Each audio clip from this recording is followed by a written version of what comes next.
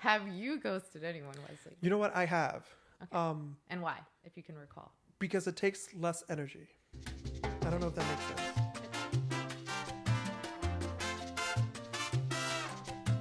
So let's talk about who our guest is today. So we've invited Dee to talk to us today. Dee, introduce yourself.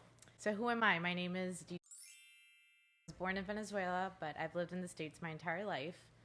I was fortunate enough to go back to Venezuela when I was younger, which is where I learned how to read and write and speak Spanish. So I'm fluently bilingual. But how does that shape your life now? So you've got the chance to go back to Venezuela, right? And if you were raised here at 100%, you wouldn't be the Dee you are today. So how did that shape who you are, and maybe how you date? Sure. Living in Venezuela from the age of 7 until about 12, I think really shaped my childhood. And if you think about when you really are shaping yourself as an adult, it really starts from 0 to 7. So at least I was able to kind of catch the back end because I used to travel when I was a little girl to Venezuela for vacation. And then when I finally moved at the age of 7, my life changed. I suddenly had to immerse myself in this whole new culture, going to school where it was night and day compared to the States, and learn how to read, write, and speak proper Spanish. So that took place, and I also had the fortune and bendición to be with my cousins, my family, and have an amazing childhood where I played outside, got to go on vacation around Venezuela, really like dive into my culture, which is so rooted in me, even to this day. And yeah, I think that it really helped me appreciate like, where I'm ultimately from, because that's where I was born. But then I have my American side, and that's great too, because it's that other part of me. So I'm very grateful for both. So it's kind of like you've from an early age, you've gotten to know yourself, or at least have to reintroduce yourself to a different scenario. So when you're thinking about dating and knowing yourself, how is that? Where do you find that security, or knowing who you grew up as to who you are now? What is that? What is that security to you? I think it's been an interesting journey, to say the least. Full disclosure here, I'm going to share a lot of things about myself and my journey. So I am. Oh, let's hear it. Yeah. I'm 38. I'm going to be 39 this April. So this is my last soiree in my 30s. And I have to say that it has been a huge, huge, huge learning curve, which for the most part, I'm very grateful for. But there obviously have been days where I just want it to be over. But over how? What do you mean? Well, I mean, I think that you're working on yourself, or at least that's what I chose to do in my journey. So I'm going to share a little bit of that today. And it's honestly, everything that I've gone through to grow, as we mentioned, and take all these experiences and keep going, moving forward. But ultimately, what I yearn for, I think, and most of us do, is finding that partner that you can spend the rest of your life with, right? Someone who's going to be your partner in crime, someone that really accepts who you are, you accept who they are. And, with all of that comes all the things that I'm going to touch on too, right, which we'll get into soon. But I guess, yeah. So, but before you even get there, it's about loving yourself and enjoying the single life, right? Enjoying who you are, secure in that. So talk to me about what is that like? So as you know, I have been traveling a lot in my 30s. It really has been, I think, the highlight of it all. And I have to thank the pandemic, because it really pushed me to bring myself out of my comfort zone and say, okay, so the world stopped, but life didn't, right? So what do I do? What do I want? What is it that I need to do? And I chose to take care of myself, because I'm not married. I wasn't in a relationship. I don't have pets. I have a plant. That's it. It's me and Catalina. Yeah. And my family, thank God, was, doing well. I'm the only person here in Florida, by the way, so I'm alone. But you're not alone. You have a plant. What's Catalina's what kind name. Of plant is it? She's a dumb cane. A what? A dumb cane? A dumb king. Yes. No, cane. A cane. Dumb cane. A sugar cane. Like a sugar cane. No, say that's what they told me. But okay. She is like her owner. And all right. Survivor. All right. So she's a survivor. So now you're she traveling. She survived the pandemic. Yeah. But yeah, so I decided at one point, after I was furloughed, laid off. Mm-hmm. And I said, I think I need to just travel and kind of clear my head and see where my life is going to go. So I decided to go to Tulum for a month. And I know everyone's going to say, oh, Tulum. Isn't that like a party scene? It is. Yeah. But I actually was kind of living that nomad, and not even digital nomad because I wasn't working. Right. I just decided to be a nomad and live there for a month. But how did you settle in Tulum, out of all places? Funny enough, I was going to go to Playa del Carmen. A friend of mine had just been to Tulum, and he said to me, you need to go to Tulum. That's where it's at. Okay. And that's a whole other story for another episode, but it was a great opportunity for me to experience and get myself. I mean, who says as a single woman, oh, I'm going to go somewhere and just, stay at an Airbnb for a month and see what happens. And the rest is still, the rest is history in terms of... Yeah, but we want to hear that history. So you're in Tulum. So your friend told you, okay, go to Tulum. This is the place to be. You are furloughed and you're waiting to see what your next opportunity is as far as work, but you're going to take this leap. So you get there, or you decide to get there, and what? What do you do next? So the journey was basically deciding, was I going to stay in Miami or was I going to leave? Funny enough, because I didn't want to blow my savings in Miami. So I said, well, I'm going to have a game plan. And as a planner that I am, I decided to contact a storage, talk to my landlord, have all my ducks in a row, because the plan was as soon as I get back from my trip, I have 2 weeks to pick my life up and move back home with my family and then see what happens from there. Funny enough, being in Tulum, I met people. I really got to know myself. What did you know? What did you get to know about yourself? That I can really be comfortable even when I am uncomfortable, because you don't know, right? You're facing your fear of all of the unknowns. Like, is it going to go well? Am I going to meet people? How am I going to behave in this new environment? And I actually thrive. It's like my alter ego. My Deontay comes out. Your Deontay. All right. So describe who this Deontay is. Like, we all have an alter ego. Yes. Now yours is Deontay. When does she come out? How often does she come out? And I guess describe her. So it's actually an inside joke that started at work. But nonetheless, I think that it's just this version of myself that is fun, like more energetic than I normally am, more extroverted than I am, confident first and foremost, and just like ready to do it all and like when in Rome, kind of, So again, being in Tulum and finding myself in this new area, not knowing anyone, I have to say, you plan things not knowing what's going to happen, but I think there's always un angelito de la guardia, no? And mine was, funny enough, my grandmother's neighbor from Venezuela, who has been in Tulum the past 20 years. I had not seen her since I was 8 years old. And guess who lives in Tulum? Get out of here. And my aunt told me about her the day before I left.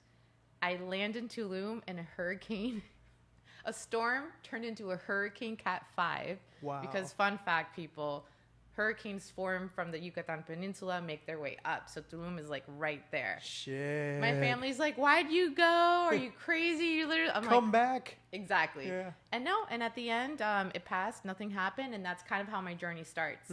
So I kind of had an angel guiding me through and saying, as a local, go Keep here, pushing. don't do this. This is where we're going to go. I had to move out of my Airbnb. Pictures were great, not the location where a single girl wants to be. So yeah, long story short, I ended up staying there for a month. I met people there, and next week I'm actually going to Monterrey to visit my primos that I met while I was in Tulum. Yeah. And we've been friends since then. So again, it's just, you never know. That's an amazing experience. But I want to kind of talk a little bit more about, you're finding yourself, and a lot of people, and I know you because we've known each other for some time now, and I know you enjoy to dance. But some of the things about dating and knowing yourself first is about finding those things that you like to do, whether it's taking a dance class or going to that restaurant by yourself. What were some of those things you did while you were in Tulum by yourself? Well, I used to, because I was budget conscious at the time, I decided to plan, my days, and it would consist of getting my snacks and breakfast and everything, and I would take this backpack with a change of clothes for the evening time. I made friends with my buddies at the hotel that I would park at, And I would just spend the day there and hang out and go to like the different beach hotels that they have and just spend time with myself, read a book, watch people, get to know people. I mean, if I tell you all the stories of things that happen along the way, you wouldn't even believe half of them. Tell me one. What's one thing? Okay, so... the best one. Pick it from... Cherry pick it, and I want to hear the best one. Okay, so this is a fun one. My concierge tells me there's this hotel, Ahau. And Ahau. It's Ahau. I know, anyway. So Ahau was my spot in Tulum, and very chill. I would get like my acai bowl during the day, chill, go to the beach, whatever. And then at night, for the sunset, I should say, they have a tree house, or they had one. So she's like, you have to go check out the tree house. I'm like, okay. Go up there, find a couple who's taking a picture, and apparently the girl like does this for a living, has her blog, and she's like, I can take some pictures of you. So I accept.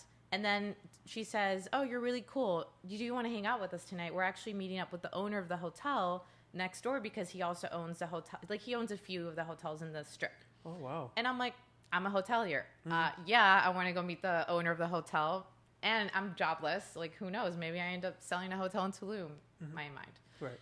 And we end up in this nest. It's Kenai, if I'm not mistaken, the hotel that he owns. And all of a sudden, again, guys, this is the pandemic. It's October. You know, we're supposed to be distancing and blah, blah, blah. And we're in this nest with the owner, some other people. It's like 10 of us. I don't know anyone. I literally met the couple 30 minutes before, and here I am socializing. And all of a sudden, this gentleman comes in with his guayabera, hat, business card, everything very formal. Buenas noches, mi nombre es Miguel. Aquí tengo la mejor selección de cocaína, marihuana, éxtasis, Whoa. I mean... Is this the owner? No. No, okay. A gentleman who walks up to us, and he gives us the, like, menu, top-notch, business card in hand. Oh, shit. And I'm just sitting there, and I'm going, oh, shit. But wait, which one did you pick? No, I didn't. All right. No, I'm sorry, guys. I'm lame. I don't do drugs. So, I know. Get the boys. Yeah. So, I'm like, please, I don't know what I want. I need to, like, either exit or, you know, I don't know what to do. But luckily, no one did anything. The owner actually turned around and said to me, you know, this is the first time this happens to me. I'm like, interesting. But he did tell me that the cartel basically, like, talks to the owners of the independent hotels in Tulum, and they tell them, they run it, basically. Right? They run everything there. Esa es su zona. From the taxis to the hotels, there's nothing that you can't do without the cartel. Exactly. Yeah. It's just the way it goes. Like, politics and cartels, boom, they're married for life. We're single, but they're married. Yeah, but I love that story. And then I guess that's the story of that self-developing and getting to know yourself and going to those weird experiences where you have to figure out who you are, right? Because for most people, that would be a super uncomfortable situation because you're in a different country. You don't know the people. And now you're being offered coke, which is super random. Well, actually, it's not that random. We're in Mexico. Miami. No, we're in Mexico. In Tulum. Tulum. So it's not that random. But I guess as you get these experiences, you're also thinking about self-care, right? Because that's what it's about too. So you don't want to get into these things. You want to explore who you are. But what is that self-care? Is self-care everything that you need? Right? Or is it more than that? I believe it's more than that. I think that in the past few years, the concept of self-care has become a crutch, if in a way, for most people, because they think that, you know, going to yoga, going to the spa, meditating, I did a mask ritual tonight.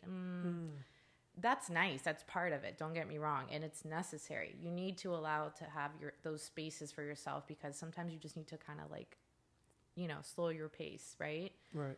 We live in a very fast-paced world. We're all on the go, working, blah, blah, blah. But sometimes you need to like bring it down and be with yourself. Like that's true. We do live in a fast-paced world. And especially in Miami, it's times 10, right? So not only do you have to worry about yoga, but you got to worry about your outfit to go to yoga.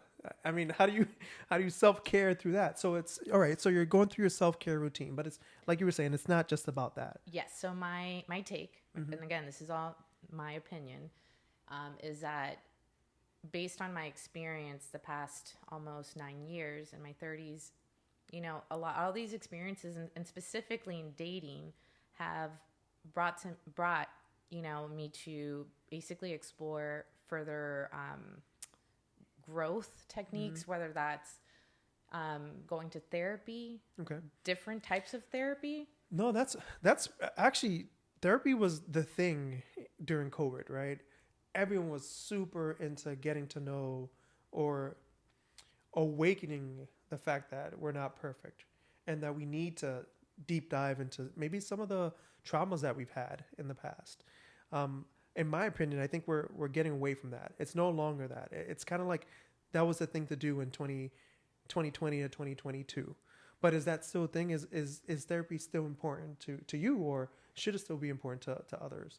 It's still important to me. I think that people, it was a trend thing. And I think that's what we live in, the society of like what's trending, right? And I don't think that therapy is a trend. What I will say is that luckily the stigma of it has gone away. And I think, going back to like cultural components, like being Latin, in our culture, eso no se permite. Like depression, please go drink with your friends, get drunk. It's over the next day. So you were saying therapy is...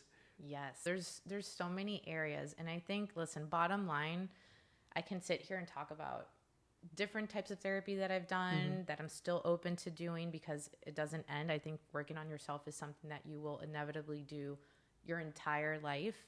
At least I feel that's the journey that I will take. I will say that it started because of a very, what we call nowadays, toxic relationship.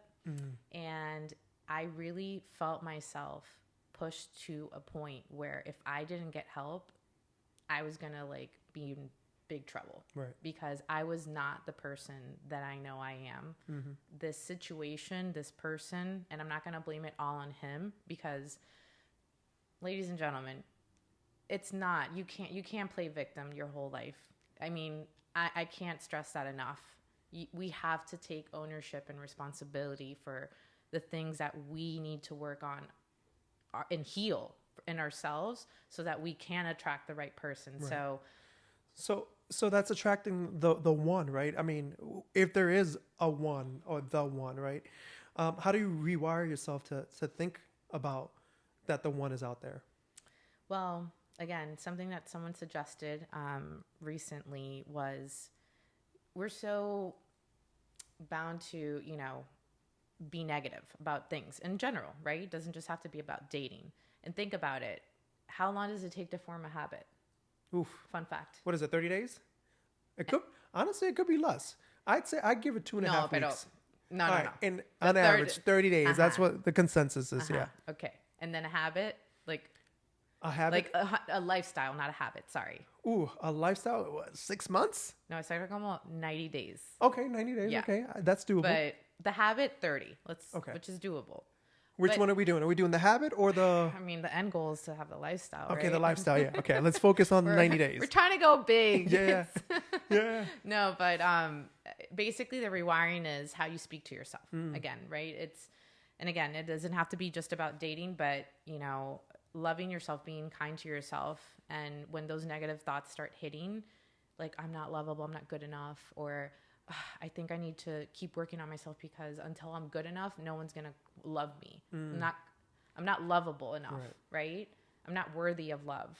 And that isn't the case. So you have to overcome those negative thoughts and beat them down with a positive one, like counter it constantly. And again, I'm not going to sit here and say, oh my God, I don't have like shitty days, because I do. And that's what my friends are for. But I'm trying to be conscious and intentional. And this is part of my growth. So yeah. So you're shifting gears. I'm trying to shift gears because, you said earlier that we would touch on ghosting, for example, which I'll go right into from this because it makes sense. I was ghosted recently, and it's not the first time that it's happened in the past year. So I was really upset, to say the least. I mean, who wants to be ghosted? No one. I've gotten used to the whole ghosting culture, right? I mean, at first, to me, it felt like, oh, maybe it's me, but I'll let you tell your story. But I got a sense where you never know what other people are going through. But I don't want to actually, let's No, let no, you no. finish. Wait, I want to ask you. No, it's not all about me. Yeah, yeah. Have you ghosted anyone, Wesley? You know what? I have. Okay. And why? If you can recall. Because it takes less energy. I don't know if that makes sense. Yeah. So you were like, whatever. It's not worth it. Damn. Maybe. How many dates? No. Actually, oh crap. Or was it just like someone you were chatting with and you're like, We went out a couple of times, and I think it just, you know what? I got to deal with my own shit sometimes. And I think this is my damn face. Yeah. I went into it thinking that maybe I was ready when I wasn't. Okay. So we did go out a couple of times. But I think eventually I kind of said, you know what, maybe I don't want to pursue this. And again, it was probably the wrong way to do it. But I kind of just stopped texting or stopped responding. But to me, it felt like it was more work than I was willing to put in at the time. Would you do that now, today? I still do sometimes, I think. Okay. I don't think it's intentional. I think you know what? We talk about trends and things like that. I just think it's a new norm. And we'll talk about... Let's stop this. Yeah. Ladies and gentlemen, let's stop this. I agree with you. I'm sorry, I say ladies and gentlemen because of my job. I sound a little too stuffy there's there. no gender. It's they, them here. Yeah. Okay, so as a girl, Mm-hmm. I will tell you that I would hope that for the next time, Don't lecture me. you could take into consideration perhaps just dropping even a quick line and saying, thank you for your time. I don't see us being aligned, and I don't want to waste your time. So I think this is it for basically for me. I mean, I'm sure there's other ways you can, put that together, but I actually respect that and appreciate that because while I have been not only someone who's gotten ghosted, I've also, of course, done it. Okay, well, tell me about that experience because it can't just be my story. But it's not something I practice. Have I done it? Yes. Probably nothing that not that I actually went on dates and then I ghosted. No, I don't do that. Maybe it was just I matched with someone, I wasn't feeling it, and not even 24 hours had passed and I just decided to not. I feel like that is kind of the 5-second rule of ghosting. Oh, wait. If you do it under less than 24 hours because you didn't feel it, okay, bye. Right. But dude, if you go on a date with someone, you already took them out, especially as a man, you're interested, right? Why would you ask me out if you're not interested? Even if it is to see okay, let me see if I feel it. And then if I'm not interested, then okay, next. But just say thank you for your time, but I'm not interested in continuing to getting to know you. I'd like to take this time to apologize to whoever that person was. Oh boy, you know who it is. And will be. It wasn't you. It was me. I wasn't ready. I thought I was ready, but I didn't have the energy to be ready. And that wasn't on you. I apologize. And that happens. I think a lot of people put themselves out there thinking, oh, I'm ready to date. And there's collateral damage that's going to happen. And unfortunately, that is part of the reality. But I just think that once you catch yourself, you really should date intentionally or just put straightforward, I am not looking to really be in a relationship. I just got out of one, but I want to get to know people because this is something that I need, right? And maybe there's someone that's on the same page as you. And then listen, if you hit it off and it goes well, great. That could happen, but at least you're being straightforward. Now, is that something has that always been or existed in society? I feel like ghosting, it feels like a new term, but ghosting's been around for a while. Is it something that we've seen in movies? Is it something that we've seen growing up from our family members? Has it always been with us? I think a lot of things have always been with us. The terminology changes, right? To make it fun, I guess. But if you think about society, right? If you want to say, has society always been amazing at, the dating scene and things that happen like this? No, it's always been fucked up. I mean, think about Sex and the City, the chick flick movies. For the record, we're millennials, right? So I'm just going to kind of touch on things that we can relate to. Right. So those movies that we grew up with, right? You see the topics that we're suffering from represented in that time as well. But it was just different because I don't know if we've really thought about this, but for us millennials, we're kind of in this like really sticky situation because we're not our parents who grew up without social media and even a cell phone, right? Because you had to you had to call people at their houses. Mm-hmm. So we kind of grew up with that as children and saw it with the adults. As we're developing. And then all of a sudden, MySpace, Messenger, Facebook, Instagram. Oh, you missed AOL Messenger. AOL. No, I said Messenger. Oh, you did? Yeah. Oh, shit. Yeah. But again, all these things started coming into the scene and we're like, oh. So all of a sudden technology hits the scene and we're like, okay, so now we're shifting gears and we have to adapt. And then all of a sudden you have the Gen Zers who were essentially born learning how to use an iPhone before they could even speak or even talk and, run and walk. All technology. So we are in this sticky place where we grew up with apps being a stigma of like, oh, you don't go on apps. I remember, and you and I were talking about this earlier. Remember when being on an app was frowned upon or looked down on, right? You didn't meet your person on an app early on, or at least when we were growing up, and we're not that old, but when we were growing up, that wasn't a thing. No. Now it's a norm, right? It's part of, but I feel that there are a lot of people that I know that have never been on one and will never be on one. And I personally don't love the idea of being on an app, but I realize that I work from home. It's been about 3 years now.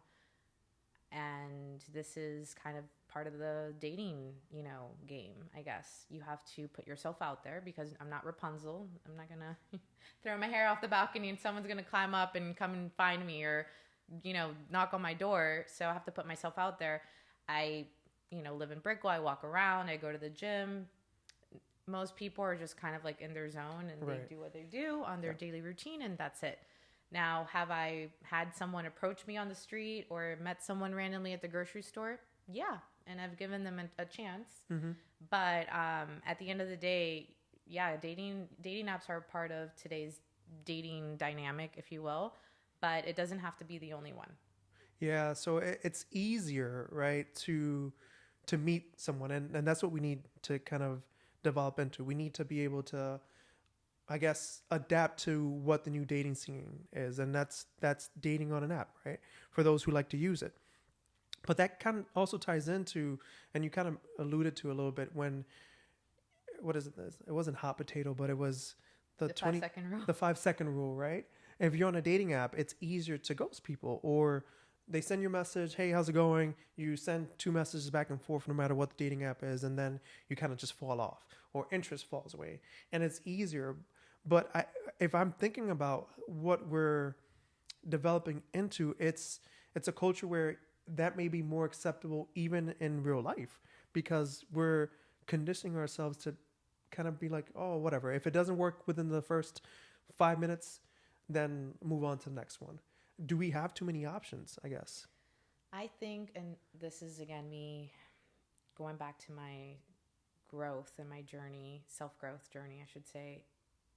I truly believe that if we as a society made more of a conscious effort to work on ourselves and look within, right? When things happen, and see why it is that we are attracting in that point of our lives, those people, because some people are here, like the saying says, for a season or for a lifetime, right? So you take it for what it is and then you move on.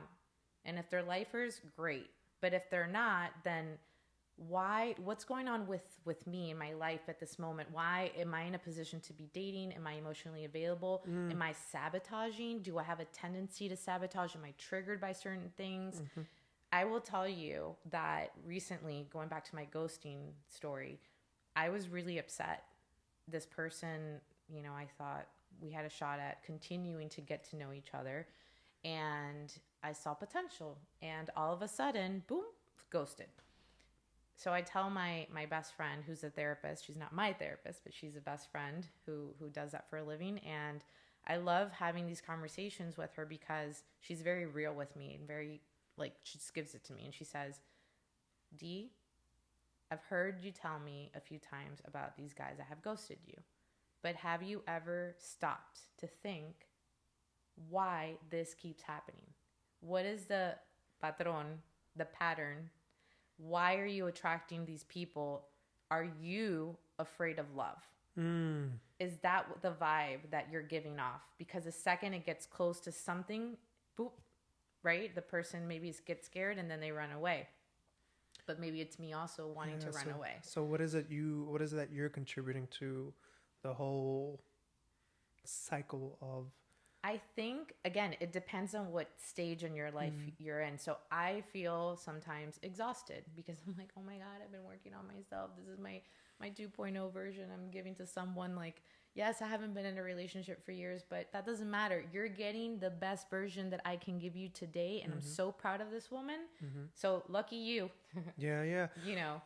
But, and then when you were in Tulum and kind of where we started off, this is where you were doing your self-awareness, your self-care routine was also being applied. But it sounds like you were developing, because we all have traumas, and we kind of touched on traumas. Yes. We all have traumas, but it sounds like you were working on being more secure within relationships or within forming relationships. Yes. What are, I guess, and I'm not a therapist and I have no background in this, but what are some other things where what are attachment, or I don't even know how you... Yeah, so that's a whole other, topic to dive into. There's a lot of rabbit holes we can fall into, but what I will say is, if we were all a little more conscious of being self-aware of where we are and what we may be subconsciously attracting, because guys, this is not conscious. We're not, you could be out there saying, I want a relationship, I want a partner. That's what I say. But then there's things that clearly subconsciously I'm sabotaging, creating all these things, like triggering myself when I shouldn't be. And things that I need to work on are like, maybe I have an abandonment, attachment, or that's what it is. So anxious, avoidant, or avoidant. Yes. Like it depends again on your childhood. Right. They all tie back to that depending on how you were raised. If you were a single, not single, only child, right? And you spent a lot of time alone. It's different than if you were raised with multiple siblings. So there's all these attachment styles that tie back into your present adult self trying to be in a relationship. And it's what we need from the other person. But it's a bad thing. We look for that, or is it the good thing? It doesn't mean that it's bad. It just means that if we were aware of it, and we could work through it, we could get past it. Okay, so if let's say someone had an anxious attachment and the other partner had an avoidant attachment, exactly, you could work through that as long as you were self-aware enough to recognize it. Correct. But if not, then it's just a vicious cycle back and forth. And it's kind of like the language. What is it? The 5 languages of love? Is that what it is? The one where it's what is it? Like gifts or... Yes, there's this whole. I mean. Yeah, wait. It's I was just talking about this the other day. Time or gifts, touch, quality time. Quality time is one. Yeah. Yes, the gifting. We'll have to Google it. Words of affirmation. Words of affirmation as well. That's me big time. Give me a compliment anytime of the day. So there's all these things, and again, sometimes I feel a little bit alone, to be honest with you, because I've really devoted so much time into being, again, this better version of myself, that I just feel that there's not that many people out there. And that's essentially who I want to attract. I want to attract a conscious partner who's done the work. Oh, no? He doesn't necessarily have to do exactly the same, or has done the same, type of work that I have. But if we can both align in those things and, detect, again, if he's the avoidant type and I'm the anxious type, or how do we like to be loved and all this. I think at the end of the day, listen, our person exists. That person is out there. The whole alma gemela thing. I think that it is real. just it's hard, with the society that we have nowadays to feel like it is something that's out there and tangible. But think about it, if we all made that effort to work on ourselves, to be more positive, to think positive, to attract what it is that we want, right? as a society, damn, I think we'd get somewhere. Well, that's what we hope to change here. Change the mindset of whatever you're being fed on a day-to-day on Instagram, on wherever you go, TikTok. To be honest, I don't think it's that bad out there. If we all, like you said, we're conscious enough to put ourselves on that positive path. But we're always, I guess, looking for validation of why things are bad, right? It's easier to look at the negatives than it is to look at the positives. I know an example, if you're working, or not even working, but you could do 100 things bad. The opposite. You can do 100 things well, but it's that one thing that you don't do well, what everybody pays attention to.